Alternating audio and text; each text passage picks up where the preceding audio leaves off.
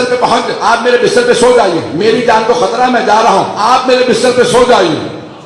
تو سارے شیعہ سنی مورخین نے بس ایک جملہ لکھا کہ جناب امیر المؤمنین علی بن ابی طالب نے کہا یا رسول اللہ، کیا میرے آپ کے بستر پہ سونے سے آپ کی جان بچ جائے گی؟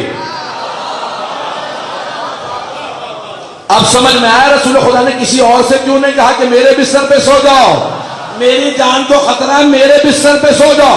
پیغمبر جانتے کسے سلا کے جاؤں گا نیند ہی نہیں آئے گی، جان کو خطرہ ہے۔ اب جناب امیر نے یہ نہیں کہا میرا کیا بنے گا یا رسول اللہ، یہ نہیں کہا کہ میرا کیا بنے گا، بس ایک سوال کیا۔ سب شیعہ سنی علماء نے یہی لکھا یا رسول اللہ میرے آپ کے بستر پہ سونے سے آپ کی جان بچ جائے گی؟ کہا یا علی میری جان بچ جائے گی۔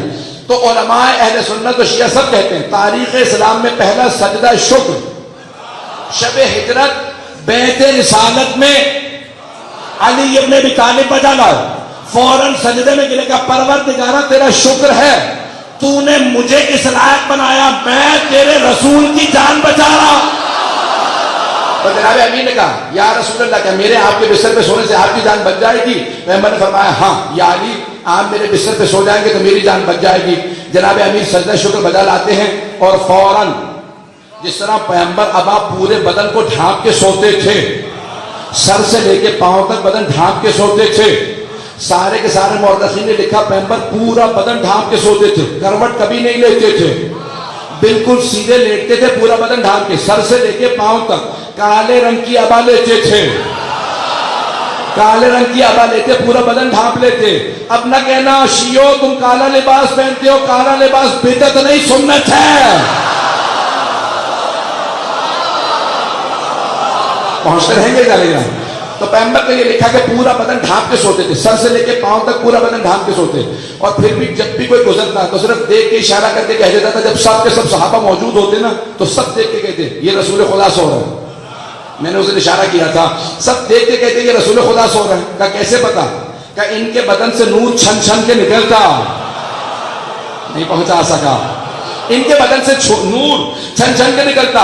یہ ابا کالے رنگ کی اوڑھے ہوئے ہوتے ہیں لیکن پھر بھی ابا سے نور نکل نکل کے بتاتا ہے کہ محمد سو رہے ہیں۔ تو پیغمبر کو ایک اور وجہ تھی کہ علی ہی کو اپنے بستر پہ سلانا تھا، باقی سارے تاریخ تھے، بس علی ہی محمد کے نور کے دو۔ حدیث ہے نا آپ کے ذہنوں میں، انا مع علی من نور واحد، میں اور علی ایک ہی نور کے دو ٹکڑے ہیں۔ تو پیغمبر نے کہا یا علی آپ میرے بستر پہ سو جائیے، بس میں یہاں پہ ایک اشارہ کروں گا، مجھے اعجاز کو پیش کرنا۔ پیغمبر نے ایک مرتبہ اپنے گھر سے قدم باہر رکھا، 40 محافظ بیٹھے تھے، ابو سفیان کے بھیجے ہوئے، ہاتھوں میں نیزے کہ ہم نے قتل کرنا ہے، رسول خدا کے قتل کے لیے آئے ہوئے تھے۔ پیغمبر نکلے اپنے گھر سے باہر اور سورہ یاسین کی آیات تلاوت کر رہے تھے، وَجَعَلْنَا مِن بَيْنِهِمْ سَدًّا وَمِنْ خَلْفِهِمْ سَدًّا فَأَغْشَيْنَاهُمْ فَهُمْ لَا يُبْصِرُونَ، ہم نے ان کے سامنے بھی ایک پل بنا دیا، ان کی پشت پہ بھی پل بنا دیا ہے، پتہ نہیں لوگ ہیں یا نہیں۔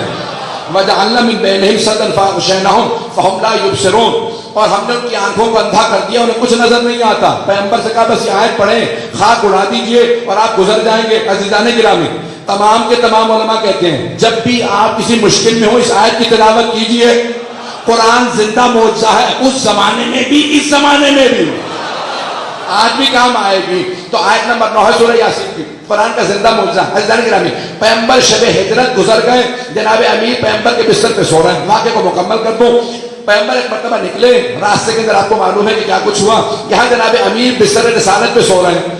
ابو سفیان نے سب سے کہا تھا جیسے ہی صبح رات ڈھل جائے، صبح نمودار ہو، سب ایک ایک نیزہ صرف اور صرف محمد پہ وار کر دینا، صرف ایک ایک نیزہ۔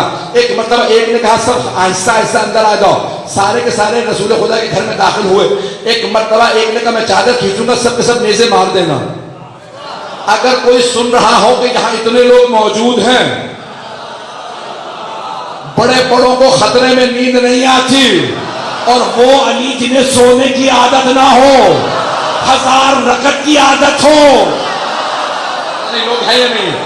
ایک آدمی نے اعتراض بھی لکھا کہ مولا 1000 رکعت پڑھتے تھے، کہا نیند نہیں آتی ہوگی تو 1000 رکعت پڑھ لیتے تھے، پتہ نہیں لوگ ہے یا نہیں۔ بغض علی بڑا سر چڑھ کے بولتا، اس نے کہا علی کو نیند نہیں آتی ہوگی، اس کی ہزار رکعت نماز پڑھتے تھے، ہمارے والوں کو نیند آتی تھی، سوتے رہتے تھے۔ تو مولا کو نیند نہیں آتی تھی، تو علی نے شب ہجرت سو کے بتایا نیند آتی تھی، اور ایسی آتی تھی کہ قاتلوں کے سائے میں، نیزوں کے سائے میں صرف علی سو سکتے تھے، اور کوئی ہوتا تو ویسے ہی ہاتھ پھیلو۔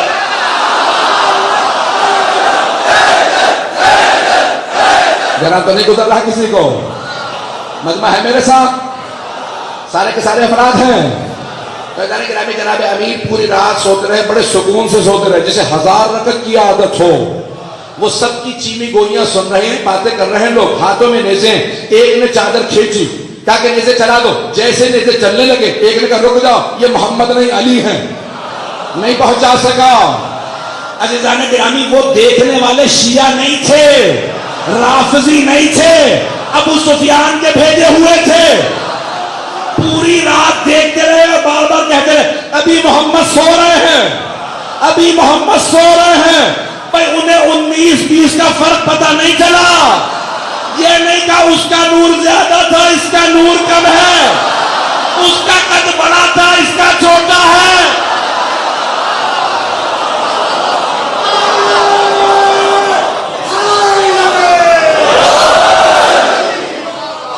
توجہ ہے جانے ذرا، میں پورا ہونے دے کر دے رہا ہوں آپ کی خدمت میں۔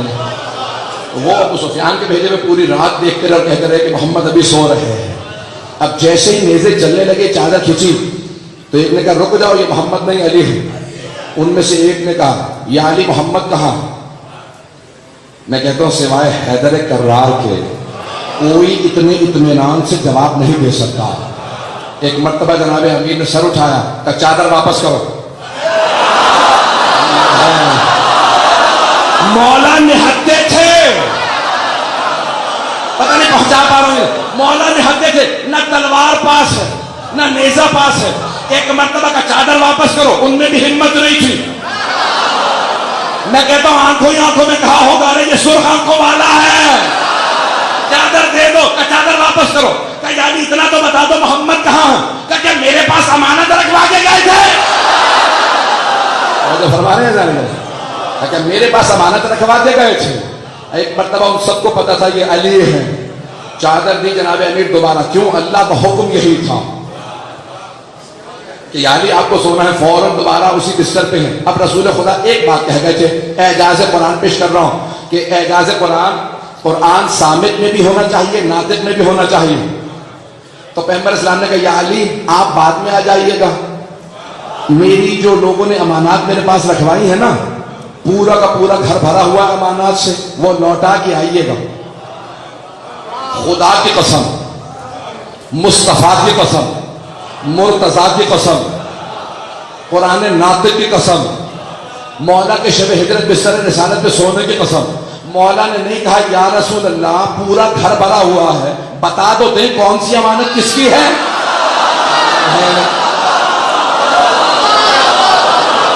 پہنچ رہے یا نہیں پہنچ رہے؟ یہ نہیں کہا کہ مجھے بتا دو یہ کون سی امانت کس کی ہے، کہا یا رسول اللہ جو امانات آپ نے لی تھی وہ امانات لوٹا دوں گا۔ اب شیعہ سنی کتابوں میں ایک حدیث ہے وَلَا يُؤَدِّ أَنِّي إِلَّا عَلِي، میری لی ہوئی امانات کوئی ادا نہیں کر سکتا سوائے علی کے، لِأَنَّ يَدِي وَيَدُ عَلِيٍّ فِي الْقَضَاءِ سِوَا، کیونکہ میرا اور علی کا ہاتھ قضاوت میں ایک سا ہے۔ توجہ، جو امانت دے رہے تھے پیغمبر کے ہاتھ میں، پیغمبر کہہ رہے تھے لوٹائیے گا یا علی آپ،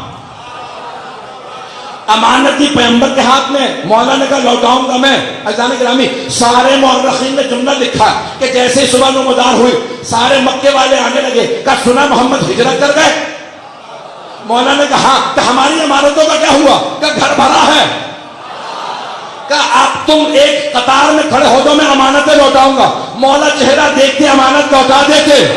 کسی مشرک و کافر نے کہا یہ میری امانت نہیں ہے۔